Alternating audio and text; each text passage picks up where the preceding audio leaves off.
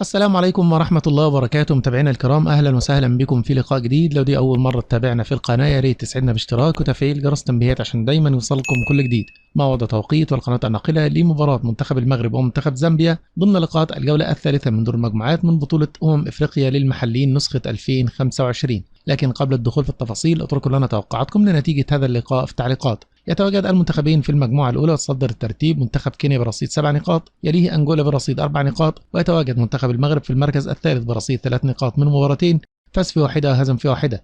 بينما يتواجد منتخب زامبيا في المركز الخامس بلا رصيد من النقاط، ومنتخب جمهورية الكونغو في المركز الرابع برصيد 3 نقاط من مباراتين. تنطلق صفرة لقاء الفريقين بمشيئة الله مساء الخميس 14 من أغسطس 2025 على الساعة 5 مساء بتوقيت مكة المكرمة وسوريا ولبنان والأردن والعراق واليمن ومصر، 4 بتوقيت السودان وليبيا، 3 بتوقيت تونس والجزائر والمغرب. النقل المباشر لهذا اللقاء عبر قناة بين سبورت السادسة بتعليق المعلق جواد بدة. كل الأمنيات وطلب التوفيق لمنتخب المغرب في هذا اللقاء، وبنتمنى لحضراتكم متابعة ممتعة. دمتم في رعاية الله وأمنه، والسلام عليكم ورحمة الله وبركاته.